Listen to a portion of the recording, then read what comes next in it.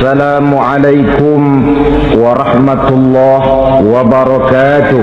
Waalaikumsalam warahmatullahi wabarakatuh. Saudara-saudara hadirin yang berbahagia, salah satu nikmat yang diberikan Allah kepada kita di dalam kehidupan ini ialah bahwa Allah Subhanahu wa ta'ala telah menciptakan segala sesuatu serba berpasang-pasangan. Dalam surah Yasin ayat 36 dijelaskan, Subhanallazi khalaqal azwaja kullaha mimma tumbitul ard wa min anfusihim wa mimma la ya'lamun. Maha suci Allah yang telah menciptakan segala sesuatu itu serba berpasang-pasangan, dari apa yang tumbuh di permukaan bumi, apa yang ada di dalam diri mereka sendiri, dan apa-apa yang mereka tidak mengetahuinya. Demikianlah kita lihat siang berhadapan dengan malam, benar berhadapan dengan salah, dan laki-laki berhadapan dengan perempuan. Setelah Allah menciptakan segala sesuatu itu serba berpasang-pasangan, maka Allah menetapkan aturan permainan yang mengatur seluruh kehidupan makhluk yang serba berpasang-pasangan itu. Kita tentu maklum, apapun saja yang kita lakukan dan kita perbuat tanpa ada aturan akan berakhir dengan kekacauan. Cobalah kita bikin satu sekolah, buka satu sekolah, tidak usah pakai aturan, tentu kacau. Bikin organisasi tanpa memakai aturan, tentu kacau. Demikian daripada kehidupan ini, kalau tanpa ada aturan, tentu kekacauan yang akan timbul. Allah pencipta manusia. Allah tahu benar kemampuan maksimal manusia. Oleh sebab itu, aturan permainan yang diturunkan Allah tentu sesuai benar untuk manusia. Satu contoh kecil, pabrik mobil di Jerman bikin mobil namanya Mercy. Seiring dengan itu dia keluarkan buku petunjuknya. Mobil ini namanya Mercy, kecepatan maksimal sekian ratus kilometer per jam, daya angkut maksimal sekian ratus kilogram. Kalau rusak memperbaikinya begini, onderdilnya pun ini. Karena pabriknya yang membuat mobil, lalu pabriknya pula yang mengeluarkan buku petunjuk, sudah tentu buku petunjuk itu sesuai benar dengan mobilnya. Dan tidak bisa kita punya mobil Mercy rusak lalu kita perbaiki dengan menggunakan buku petunjuk yang dikeluarkan oleh pabrik mobil Toyota misalnya. Jelas mobil bukan tambah baik, malah makin hancur tidak karu-karuan. Kalau manusia menginginkan satu hidup yang baik, tidak ada pilihan lain, dia harus memakai aturan yang diturunkan oleh yang bikin manusia. Dan aturan itu telah turun dalam bentuk agama Islam yang kita cintai ini. Manusia laki-laki dihiasi dengan perasaan senang cinta kepada perempuan. Itu biasa, normal, wajar. Tapi lalu Allah menurunkan aturan permainan yang kalau peraturan ini dilanggar akan membawa kerugian bagi manusia sendiri. Bahwa laki-laki senang sama perempuan itu normal. Agama membuat aturan silahkan senang, tetapi lewat satu pintu yang disebut nikah. Kalau peraturan ini diabaikan, yang rugi tentu manusia sendiri. Misalnya PLN keluarkan pengumuman, nanti malam mulai jam 6 sampai subuh listrik se-Jakarta mati total. Kita ingat, ini nanti malam saya giliran ronda. Pagi-pagi sudah kita siap beli batu baterai, masukkan ke dalam baterai. Dari sejak kita beli sampai sore itu baterai kita soroti terus. tentu setelah sore soak batu baterai itu. Datang malam berangkat kita ronda, kalau disoroti lagi kan baterainya sudah nggak terang lagi, sudah soak. Sebab apa? Belum waktunya sudah disoroti terus. Sekarang kalau ada orang belum masuk pintu pernikahan, nafsu seksualnya diobral terus. Itu kan sama juga belum datang malam baterainya sudah disoroti terus. Nanti masuk pernikahan soak. Berhadapan dengan istrinya barangkali sudah nggak bisa apa-apa, cuma nyengir saja. Yang rugi manusia sendiri.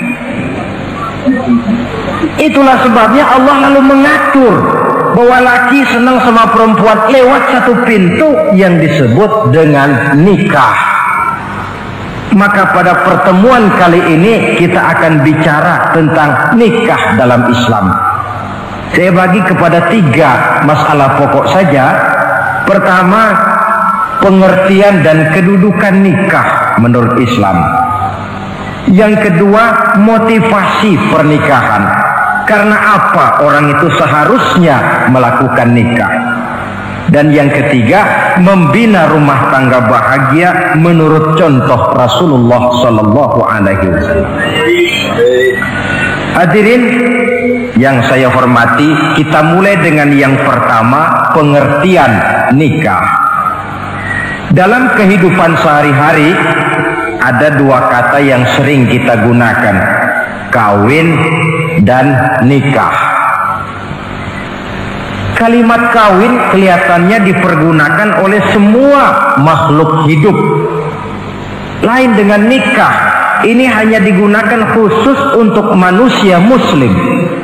Makanya kita sering dengar orang bilang kucing kawin, ayam kawin, kambing kawin, dan belum pernah kita dengar ada ayam nikah atau kucing nikah. Sebab apa? Nikah ini cuma dipakai oleh makhluk bernama manusia yang muslim. Apa pengertian nikah? Seorang tokoh, Abi Yahya Zakaria Al-Ansari, di dalam kitab Fathul Wahhabnya menjelaskan, an-nikahu aqdun yatadammanu ibahatal wat'i bilafzi inkahin au nahwihi. Nikah adalah akad, yaitu ijab dan qabul, yang akad ini menjamin dibolehkannya pergaulan bebas antara laki-laki dan perempuan. Jadi kalau sementara anak muda kita beranggapan bagaimana Islam ini kolot, masa laki-laki tidak boleh bergaul dengan perempuan, itu anggapan salah. Islam bukan saja tidak melarang, malah menganjurkan laki-laki bergaul dengan perempuan sebebas-bebasnya, sepanjang pergaulan itu bisa dipertanggungjawabkan baik menurut hukum negara, lebih-lebih menurut hukum agama. Coba orang kalau sudah akad, sudah ijab qabul, ada saksi, ada wali, selesai itu dia masuk ke dalam kamar berdua, bergaul di situ sebebas-bebasnya, itu saya kira 100% halal. Tidak perlu lagi orang curiga, tidak perlu lagi sembunyi-sembunyi. Kenapa? Ini bentuk pergaulan yang bisa dipertanggungjawabkan. Kalau tidak, dengan dalih new morality, kebudayaan modern, lalu melakukan yang disebut free love, free sex, common living, hidup bersama tanpa nikah alias kumpul kebo. Dan saya kira itu kebo cuma mewakili saja. Artinya begitulah kalau binatang itu kumpul. Sebab kumpul kucing pun saya kira begitu, kumpul ayam pun begitu. Kebo cuma mewakili binatang dalam kalimat itu. Tengoklah berapa banyak sudah bayi-bayi yang lahir ke dunia ini tanpa tahu kemana dia harus memanggil bapak. Berapa banyak gadis-gadis bergelimpangan jadi korban dari orang-orang yang tidak bertanggung jawab. Itu semua merupakan ironi. Maka menjauhkan manusia dari aturan agama pada hakikatnya sama dengan usaha membinatangkan manusia. Bahkan kalau manusia sudah jauh dari aturan agama, sanggup berbuat lebih buas daripada binatang. Kita tahu yang namanya bajing itu makanannya cuma kelapa.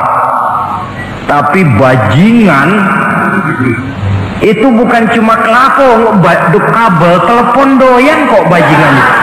Jauh lebih buas daripada yang namanya binatang. Maka agama ini mengatur agar manusia sebagai makhluk yang mulia hidup secara mulia. Jangan manusia kita ini, binatang saja. Kalau saudara ada yang punya kucing di rumah, saudara taruh di depannya, saudara sendiri yang langsung kasih ikan di piring, kasih kucing. Aduh, dia akan makan dengan tenang, nikmat, lahap, tidak nengok kiri, tengok kanan. Kenapa? Dia yakin betul yang dia makan itu sudah resmi, sah. Sebab apa? Tuan rumah yang kasih. Tapi kalau si kucing ngambil sendiri di dapur, mencuri dia, setelah dapat dia bawa lari, makan pun tidak tenang. Kenapa? Mesti nengok kiri, nengok kanan. Rupanya instingnya pun bekerja. Ini bukan hak saya mencuri. Saudara-saudara, tengok orang yang sudah terlibat dalam pergaulan suami istri yang sah. Itu kan nggak perlu tengok kanan, tengok kiri, nggak perlu takut-takut. Kenapa? Sudah sah. Tapi kalau yang bukan istrinya, wah itu sudah seperti kucing nyolong ikan, tengok kiri, tengok kanan, tidak pernah mengalami ketenangan. Itu selintas pengertian nikah. Lalu bagaimana kedudukan nikah menurut Islam? Ternyata nikah dalam pandangan Islam tidak cuma sekedar untuk memenuhi kebutuhan biologis manusia, tidak cuma sekedar untuk memperkembangbiakkan keturunan, tidak cuma sekedar untuk mendapat ketenangan hidup. Lebih tinggi daripada sekedar itu, nikah dalam pandangan Islam ibadah. Jadi kalau kita ditanya, Pak, ibadah apa yang paling enak dalam Islam? Jawabannya jelas, nikah. Begitu enaknya ibadah yang namanya nikah ini, sampai yang sudah pernah pun pengen ulangan. Namanya ibadah. Tetapi tentu ada konsekuensi. Oleh karena nikah ibadah, dan semua ibadah dalam Islam tidak boleh dikerjakan setengah hati atau main-main. Sholat ibadah, tidak boleh main-main atau setengah hati atau coba-coba. Puasa ibadah, tidak boleh main-main, setengah hati atau coba-coba. Dan oleh karena nikah pun ibadah, punya nilai sakral, juga tidak boleh main-main, setengah hati atau coba-coba. Dus nikah eksperimen tidak dikenal dalam Islam. Mas, saya dengar sampean sudah nikah ya? Iya mas, saya cuma nyoba saja kok ini kok. Kalau enak terus, enggak ya bubar. Ini tidak ada nikah eksperimen, sebab dia punya nilai sakral yang bermotifkan ibadah. Itu pengertian dan kedudukan nikah. Lalu apa motivasi suatu pernikahan? Karena apa seharusnya orang nikah itu? Apa landasannya? Saudara, hadis yang diriwayatkan oleh Imam Bukhari, Muslim, Abu Dawud dan Ibnu Majah dari Abi Hurairah menjelaskan, Nabi bersabda, tunkahul mar'atu li arba'in. Nikahilah perempuan karena 4 perkara.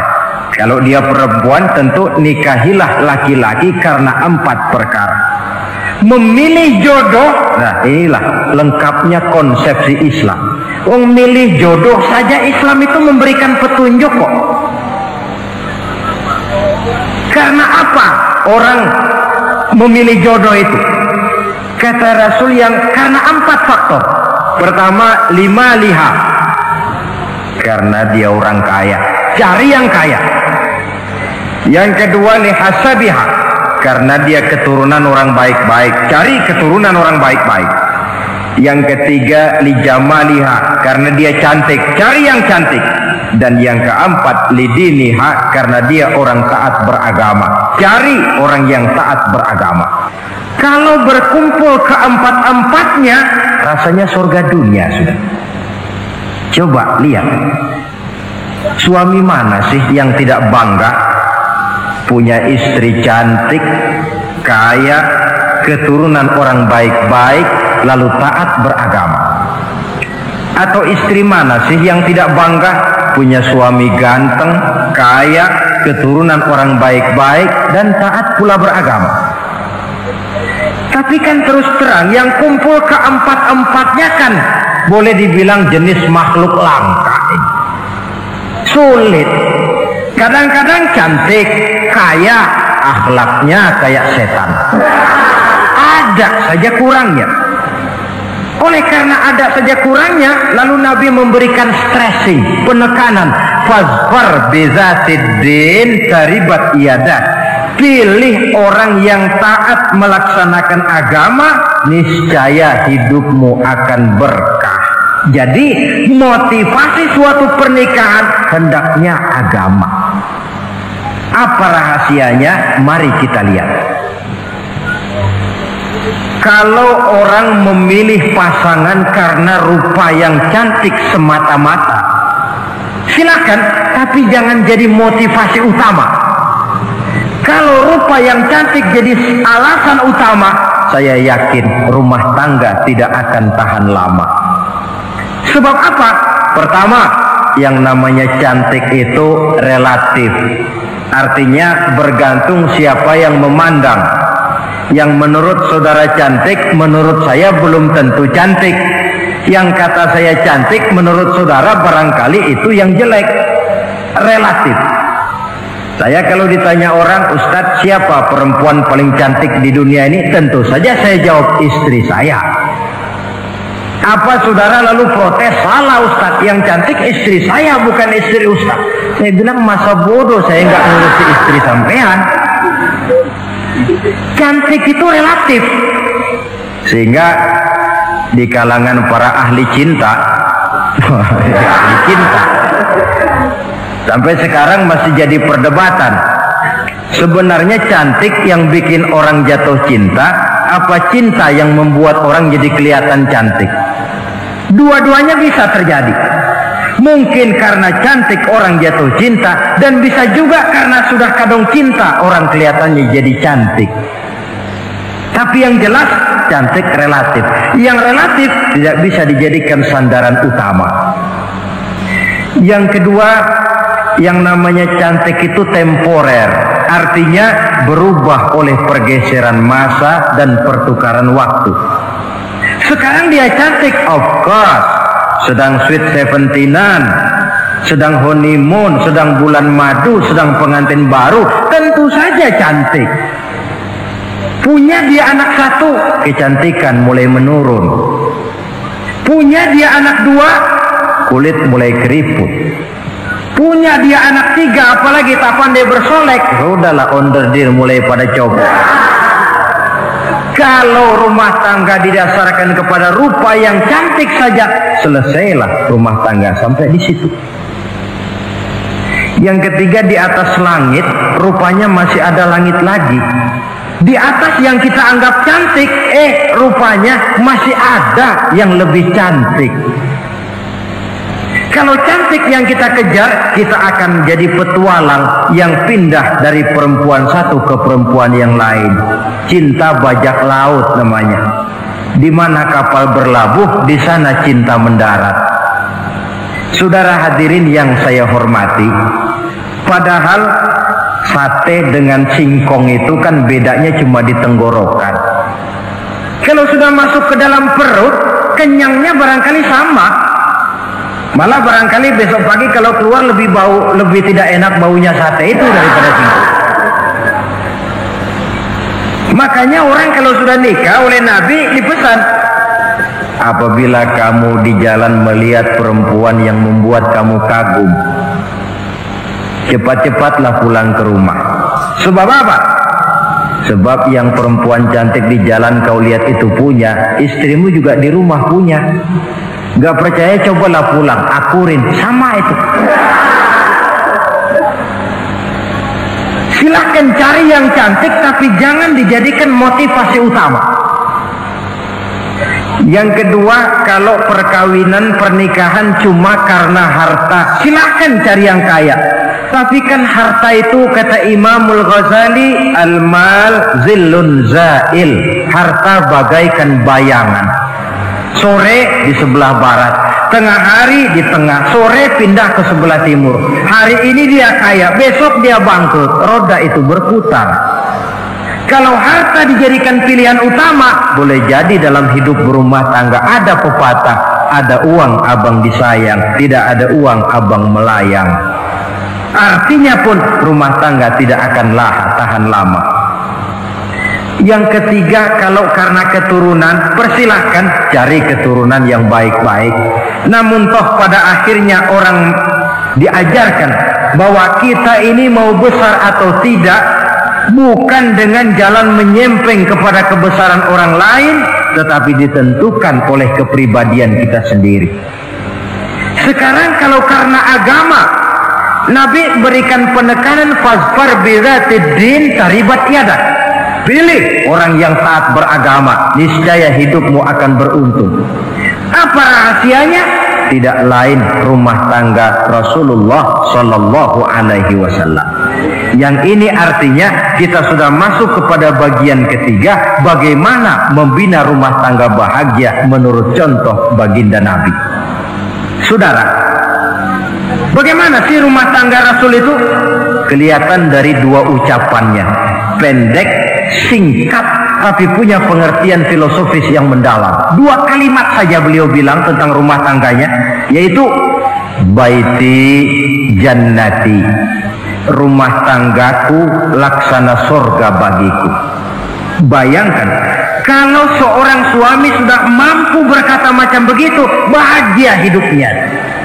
Ini barangkali tantangan buat kita semua. Mampukah kita di rumah tangga berkata semacam perkataan beliau tadi? Baiti jannati, rumah tanggaku laksana surga bagiku. Padahal dari sejarah kita baca, Rasul itu rumahnya kecil, tidurnya di atas pelepah daun korma, sampai berbekas di pipinya. Sarapan paginya seteguk zam-zam, sepotong roti, kadang-kadang 3 butir korma. Tempat tidurnya bukan alga spring bed atau Dunlopillow macam kita punya. Di rumahnya tidak ada mebel spaghetti model yang lagi ngetop-ngetopnya. Entah di tengah rumah macam itu, beliau sanggup berkata, baiti jannati.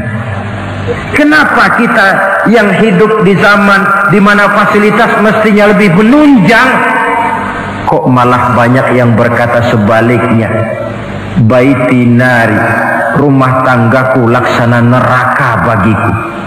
Padahal dilihat dari segi materi, rumahnya bertingkat, mobilnya serba berkilat, uangnya banyak berlipat-lipat, istri pun cantik memikat, kadangkala boleh jadi jumlahnya 4. Tapi tiap hari kiamat.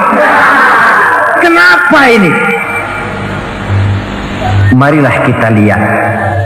Ternyata rumah tangga Rasul itu motivasinya tidak lain agama. Agama menuntun suami dan istri masing-masing untuk tahu kewajiban dan tahu haknya. Kalau kewajiban sudah dilaksanakan, lalu hak diberikan, akan timbul pengertian, understanding. Kalau sudah ada saling pengertian, akan timbul ketenangan, feeling of security.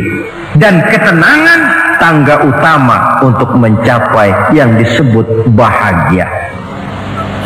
Itu sebabnya hakikatnya membicarakan rumah tangga yang berdasarkan agama tidak lain adalah bagaimana seharusnya seorang suami melaksanakan kewajibannya dan seorang istri melaksanakan tugasnya. Artinya kewajiban suami itu apa? Kewajiban istri itu apa? Kewajiban istri hak suami, kewajiban suami hak untuk istrinya menurut tuntunan dan tuntutan agama. Saudara hadirin, menurut hadis riwayat Abu Dawud dari Muawiyah bin Haidah, satu hari Rasul ditanya, "Ya Rasul, apa sih hak istri-istri kami ini? Artinya kewajiban kami sebagai suami ini apa?" Rasul menjawab, pertama, anta ta'amaha iza ta'imta, kau beri istrimu makan sebagaimana engkau makan. Saudara hadirin, tetapi seorang istri pun kalau sudah diberikan nafkah oleh suaminya untuk mengatur makanan, dia harus pandai mengaturnya dengan sebaik-baiknya. Menu yang teratur, gizi yang lengkap, dan saya kira yang namanya 4 sehat 5 sempurna itu kan tidak berarti bahwa hidup ini harus serba mewah, tidak. Yang penting ada variasi sehingga tidak merangsang suami untuk makan di luar. Jangan misalnya tahu suaminya senang jengkol lalu tiap hari saja jengkol, itu kan bisa kejengkolan. Dengan demikian, masalah yang kelihatannya sepele tetapi yang sebenarnya bisa menjaga keharmonisan atau malah keretakan rumah tangga harus kita perhatikan dengan sebaik-baiknya. Suami memberikan nafkah, dari jumlah itu 60% lari ke kredit, 40% lari ke dapur. Tentu pada akhirnya sang suami akan merasa curiga, padahal barangkali istrinya pun berniat baik, cuma hanya tidak ada keterbukaan di dalam mengurus masalah-masalah yang berhubungan dengan dapur. Inilah kewajiban yang pertama dari seorang suami, kewajiban yang menyangkut masalah pangan. Lalu yang kedua, wa taksuwaha izak tasaita, engkau beri istrimu pakaian sebagaimana engkau berpakaian. Suami yang adil, pakaian yang dia pakai sama harganya dengan yang dibelikan untuk istrinya, kecuali tentu kalau istrinya ridho. Zalim seorang suami jikalau untuk dia misalnya dia beli pakaian yang mahal-mahal, jasnya dia pakai Switzerland wool, sarungnya Samarinda. Kalau dia pakai sepatu, belilah sepatunya. Sementara istrinya cuma pakai kain belacu saja. Kenapa mesti begitu? Sebab, saudara hadirin, istri kita sebenarnya adalah bagian daripada hidup kita. Baik dia dilihat orang, baik juga kita disebut orang. Jelek dia dipandang orang, tentu jelek juga nama kita disebut orang. Apalagi hidup bermasyarakat, kadang-kadang mulut usil itu kan sudah banyak macam ragamnya. Itu siapa sih perempuan yang jalan? Kenapa? Itu pakaian yang tidak dipakai sih tidak mahal, cuma pakaiannya serasi, pantas, enak dilihat. Oh, terang saja dia kan istrinya si Miun. Nah, Miun yang sedang tidur barangkali tidak tahu apa-apa mendapat sebutan baik. Cobalah kalau istri kita semaunya saja, orang akan bilang, ah itu perempuan, kenapa saya gerah melihatnya, mau ke pasar cuma pakai kutang saja. Tentu suami pun akan mendapat sebutan yang tidak baik. Cuma sang istri kalau sudah dibelikan pakaian oleh suami, termasuk alat-alat kecantikan di dalamnya, pakaian itu tentu dipakai, niat pertama adalah untuk menyenangkan hati suami. Seorang istri yang memakai bedak untuk menyenangkan suami, misalnya tiap polesan bedak ada pahalanya. Dia pakai lipstik untuk menyenangkan hati suaminya, tiap goresan lipstik ada pahalanya, bernilai ibadah. Ini kewajiban yang kedua. Yang ketiga, wala tadribil wajha. Kalau marah jangan memukul muka. Maksudnya apa ini? Kewajiban memberikan perlindungan, sehingga si istri merasa ada tempat dia mengadu, ada tempat dia melarikan persoalan, ada tempat dia bergantung. Kalau marah jangan memukul muka, dan memukul itu pun upaya terakhir. Kalau tidak bisa dengan kata yang lemah lembut, agak sedikit keras katanya. Kalau dengan kata yang keras tidak juga bisa, pisah tempat tidur. Kalau memang tidak bisa juga dengan pukulan yang tujuannya bukan untuk menyakiti, tetapi untuk mendidik. Allah tadribal wajha. Kalau marah jangan memukul muka, dan memukul pun bukan jalan pertama, tapi upaya terakhir dengan tujuan bukan untuk menyakiti, tapi untuk mendidik sang istri. Kewajiban untuk memberikan perlindungan. Yang keempat, wala tuqabbih. Jangan memburuk-burukan istrinya. Kewajiban menjaga nama baik. Sebab apa?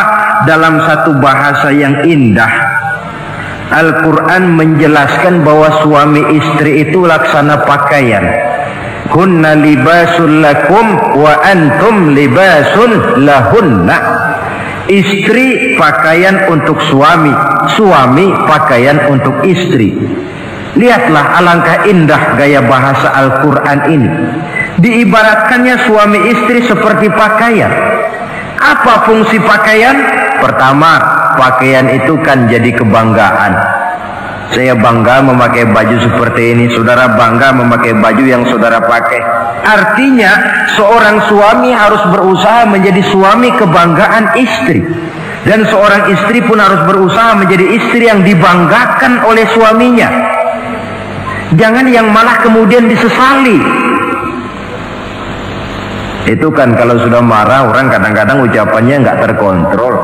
Istri marah sama suami, bang, nyesel gue punya laki kemarin. Sudah hilang lagi kebanggaan. Kalau kebanggaan hilang, wibawa pun hilang. Kalau wibawa sudah hilang, maka rumah tangga sudah sulit untuk dipertahankan. Yang kedua, yang namanya pakaian itu kan menutup aurat. Itu tujuan pakaian yang terpenting. Artinya di sini, kalau seorang istri mempunyai kekurangan, suamilah yang menutupi. Kalau seorang suami mempunyai kekurangan, istri juga harus berusaha menutupi.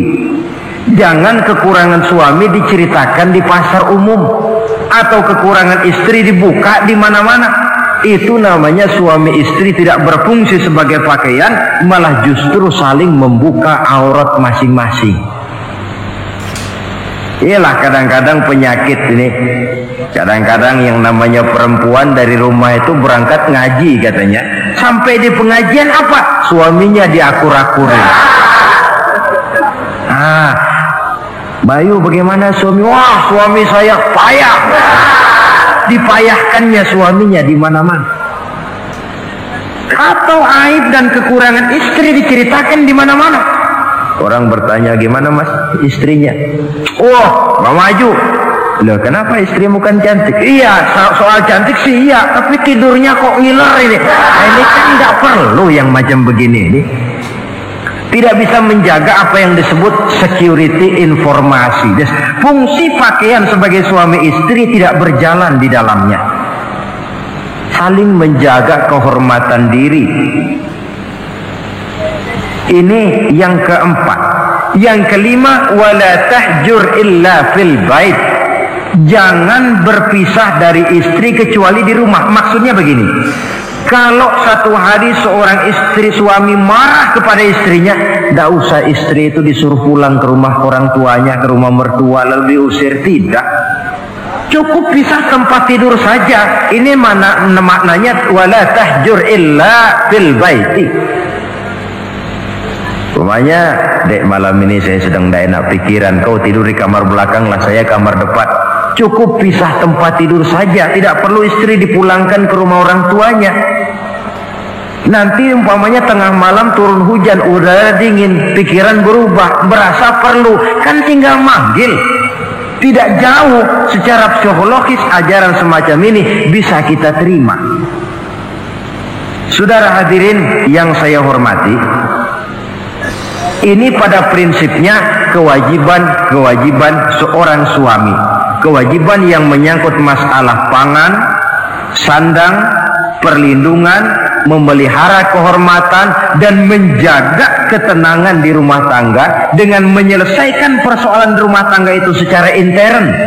Jangan belum apa-apa sudah mertua diundang, orang tua dibon, persoalan belum tentu selesai tapi masalah sudah meluas. Cobalah kita selesaikan intern dulu. Kalau kemudian ternyata dianggap perlu mengundang orang tua, mertua, keluarga, baru kita upayakan ke arah itu. Ini kewajiban suami dan ini merupakan hak istri. Lalu bagaimana kewajiban istri sekarang ini? Istri kewajibannya merupakan hak untuk suami. Saudara, dari hadis yang diriwayatkan Imam Ibnu Majah dari Ali bin Yazid dari Abi Umamah, Nabi bersabda, "Mastafadal mu'minu ba'da taqwallahi azza wa jalla khairan lahu min zaujatin salihah." Bagi seorang mukmin, sesudah dia mempunyai sifat takwa kepada Allah, tidak ada yang lebih membawa manfaat selain daripada istri yang solehah. Istri solehah itu yang bagaimana? Yang hidup mampu melaksanakan kewajibannya. Apa kewajibannya? Kata Nabi, pertama, in amaroha atau athu. Kalau diperintah, dia taat. Kewajiban istri yang pertama, taat kepada suaminya. Begitu besar kewajiban taat kepada suami, sampai-sampai Nabi pernah menyatakan, "Lau kuntu amiran ahadan ayyasjuda li ahadin la amartul mar'ata an tasjuda li zawjiha."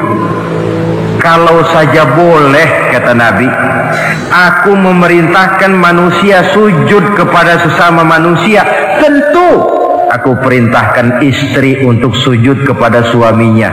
Untung saja sujud kepada manusia tidak boleh.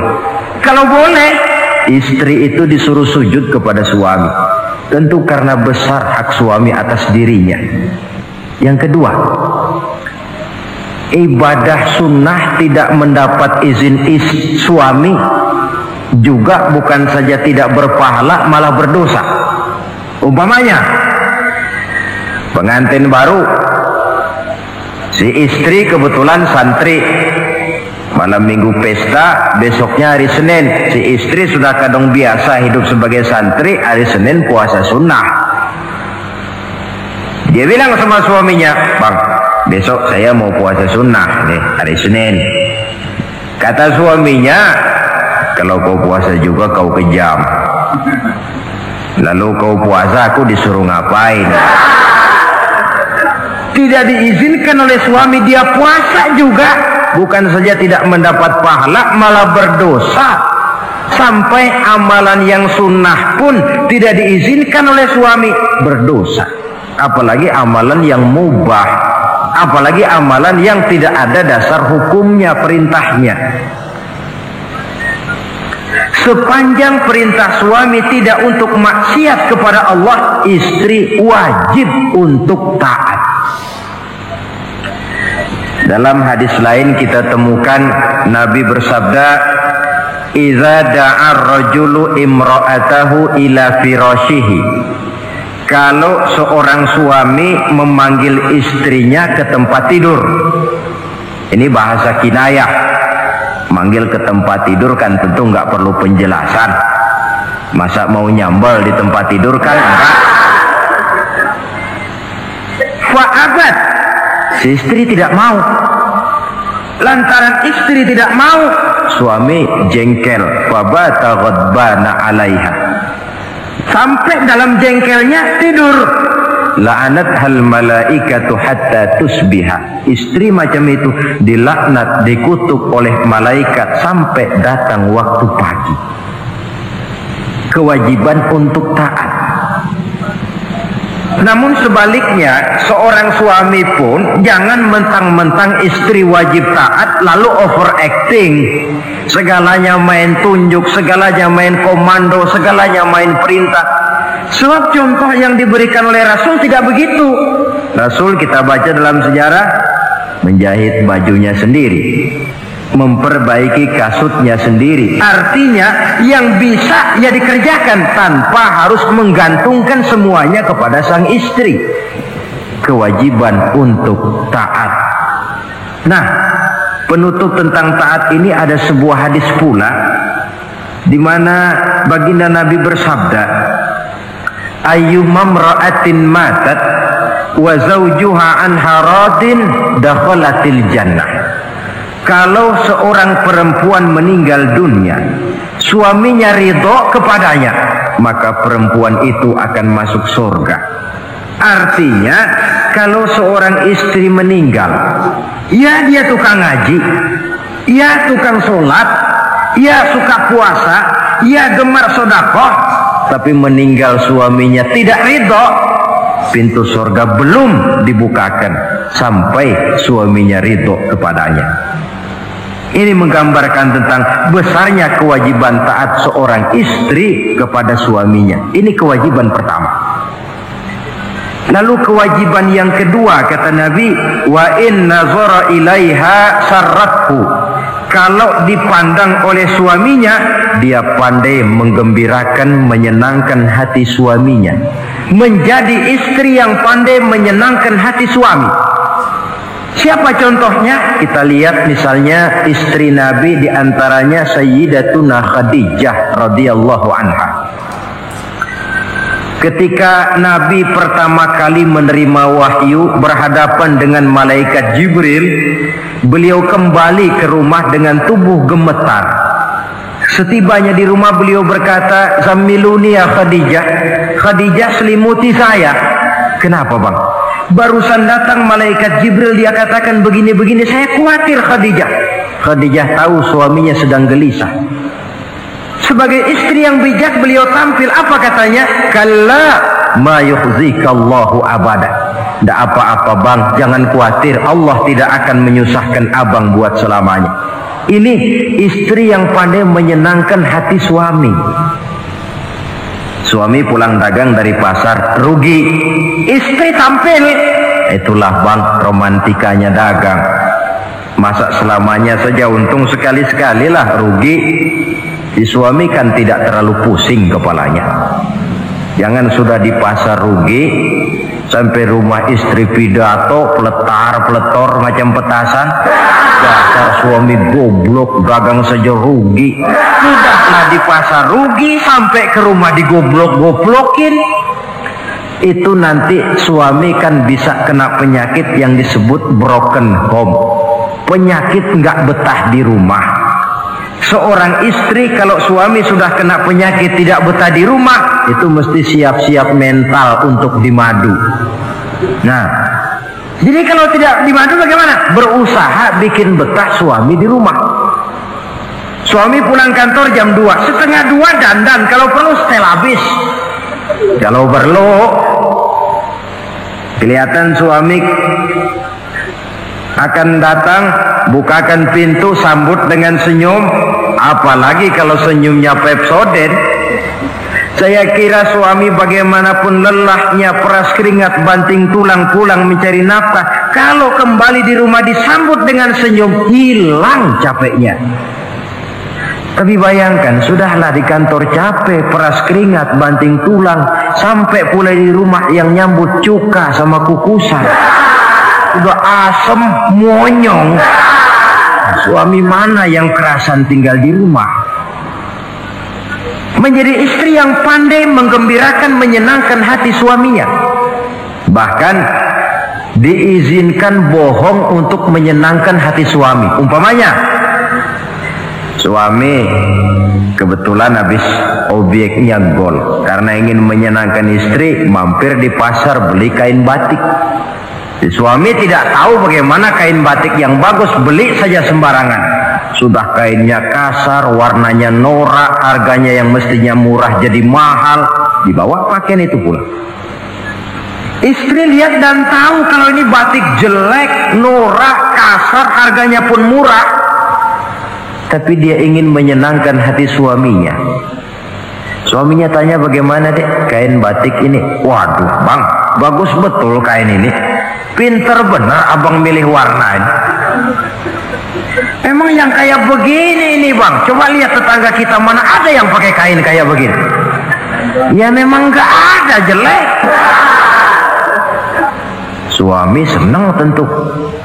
Lalu kain itu oleh istrinya, ngaji dipakai, keundangan dipakai, tidur dipakai, masak dipakai, nyuci pun dipakai. Suami makin bangga, wah kain yang saya beliin dipakai terus ini. Lain pula istrinya, dalam hati dia berpikir, biarin deh gue pakai terus biar cepat hancur, nggak ada urusan. Coba kalau waktu itu si istri jujur, dasar laki goblok, beli kain kayak begini, sono pulangin. Nah, mungkin suami yang sudah payah-payah mau menyenangkan hati istrinya malah berbalik pikirannya. Saudara hadirin, ini kelihatannya penting untuk menjaga suasana keharmonisan di dalam kehidupan berumah tangga. Begitu pula pengertian seorang suami. Rasul pernah pulang dari masjid agak larut malam, rupanya banyak orang bertanya. Ketuk pintu, assalamualaikum, sampai 3 kali tidak dibukakan pintu. Rupanya Aisyah lelap benar tidurnya. Rasul sadar beliau pulang kemalaman dan tahu istrinya capek bekerja di waktu siang. Ashraful anbiya wal mursalin ini menghormati istrinya. Salam 3 kali tak dibukakan pintu, bukan marah, malah gelar sorban di depan pintu. Di situ beliau tidur. Tengah malam Aisyah mau sholat, buka pintu, terkejut lihat suaminya tidur di depan pintu. Dibangunkan, begitu dibangunkan Rasul lebih dahulu berkata, Aisyah, maafkan saya pulang terlambat memang sebab banyak yang bertanya di masjid. Sudahlah tidur di depan pintu, begitu dibukakan beliau dulu yang minta maaf. Sulit jadi suami semacam ini. Yang enak kalau sudah nggak dibukain pintu, istri kepulesan, lalu sekali buka pintu kan yang enak kita tunjuk jidatnya, lo tidur kayak kebok ya. Saudara hadirin, menjadi istri yang pandai menyenangkan hati suaminya, sebab tidak ada seorang suami bisa sukses baik di medan tugas, di masyarakat, di kantor, di toko, di tempat manapun kalau tidak ditunjang oleh peran serta dari para istrinya. Karena itulah perempuan walaupun peranannya tidak begitu kelihatan, sebenarnya sangat menentukan. Seorang suami yang jujur, polos, lugu, sederhana, sanggup menjadi koruptor ulung karena didorong-dorong oleh istrinya. Merangsang ketamakan suami. Istri dibakar oleh tetangganya. Bang, kenapa? Kau kan di kantor kepala bagian. Lalu, tangga kita pegawai kecil saja bang, tapi coba lihat istrinya kalau pakai gelang kayak pelek beca bang gelangnya. Kau kepala bagian gak bisa beliin saya macam gitu, kepala bagian goblok. Lalu bagaimana bu, gaji saya kan sudah jelas segitu. Iya, kamu kan kepala bagian. Apaan kayak di kantor sabet. Kalau sudah main sabut-sabutan begini, sudah merangsang suami untuk berbuat yang tidak baik. Kecil, tidak begitu kelihatan, tapi sangat menentukan. Istri yang soleh, yang bisa melaksanakan kewajibannya, yaitu pandai menyenangkan hati suaminya. Ini kewajiban istri yang kedua. Yang ketiga, wa in aqsama alaihi abarrathu. Kalau suami memberikan sesuatu, dia pandai berbakti, menjadi istri yang pandai bersyukur kepada suami. Kita ingat ketika pulang Mi'raj kan Rasul bercerita, saya dalam perjalanan itu diperlihatkan neraka, kata Rasul. Saya lihat kok isinya kok lebih banyak perempuan daripada laki-laki. Nah, sahabat heran, ya Rasul, lebih banyak perempuan? Iya. Apa mereka tidak sholat? Sholat. Apa mereka tidak pernah hadir di majelis taklim? Oh, rajinan dia sama suaminya. Ada apa? Tidak pernah baca Quran? Rajin. Lalu kenapa kok isinya kebagian besar perempuan? Rasul menjawab, hunna yakfurnal asir. Mereka umumnya tidak pandai bersyukur kepada suaminya. Hujan panas setahun dibalas dengan hujan sehari. Kalau suaminya sedikit salah, sudah kehilangan pertimbangan, tertutup seluruh kebaikannya, yang kelihatan cuma salahnya saja. Maka sebaiknya di dalam hidup berumah tangga, baik suami maupun istri itu masing-masing sedia timbangan. Kalau satu saat suami salah, istri ambil timbangan. Timbang, suami saya salahnya ini, jasanya ini. Bertahun-tahun dia hidup mencari nafkah buat saya, membelikan pakaian untuk saya, mencarikan makan untuk saya. Salahnya ini. Timbang, mana lebih banyak salahnya atau benarnya? Dengan demikian kita akan bisa menghasilkan keputusan objektif. Giliran istri yang salah, suami yang ambil timbangan, ukur mana lebih banyak baiknya atau salahnya. Kalau tiap kita masing-masing punya timbangan, insya Allah nilai-nilai objektif dari suatu pertimbangan akan bisa kita temukan dalam mengambil keputusan. Istri yang pandai berbakti membalas budi daripada suaminya. Kewajiban yang keempat dari seorang istri, wa in ghaba anhu nasahathu fi nafsiha wa malihi. Kalau suami tidak ada di rumah, dia pandai menjaga kehormatan dirinya dan pandai menjaga harta suaminya. Tidak mencari kesempatan dalam kesempitan. Suami lembur, istri ngompleng. Dan pandai menjaga harta suaminya. Nah, coba lihat. Kalau seorang suami ada uang di kantongnya 100 rupiah. Ada tukang minta pengemis, istri ambilkan saja tanpa izin suaminya uang di kantong suami 100. Dia sedekahkan. Niatnya tentu baik. Si istri dapat dosa, si suami dapat pahala. Perbuatan sedekahnya itu betul, tapi mengambil uang tanpa izin suami itu yang salah. Dan ternyata salah itu lebih besar daripada pahala yang dia lakukan lantaran bersedekah itu. Kalau ini terwujud, maka suasana saling mempercayai akan tumbuh. Kalau sudah saling mempercayai, rasanya akan terwujud kedamaian dan ketenangan. Suami meninggalkan rumah dengan perasaan tenang, istri pun melepas suami dengan perasaan damai, tanpa was-was, tanpa curiga, dan sebagainya.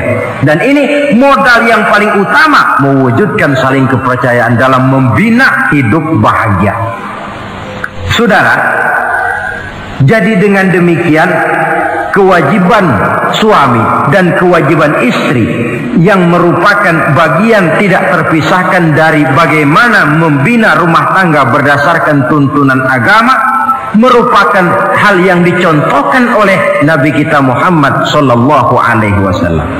Dengan satu kesimpulan, rumah tangga Nabi bahagia karena rumah tangga itu disinari oleh ajaran-ajaran agama. Sehingga timbul saling pengertian membawa kepada ketenangan, dan ketenangan sesungguhnya tangga utama mencapai rumah tangga bahagia. Tanpa materi orang memang sulit untuk bahagia. Tapi materi semata-mata bukan merupakan jaminan bahwa orang akan hidup bahagia. Banyak isak tangis berbunyi di rumah-rumah mewah, dan banyak sendak gurau, tawa dan canda, tawa lerai di rumah-rumah sederhana.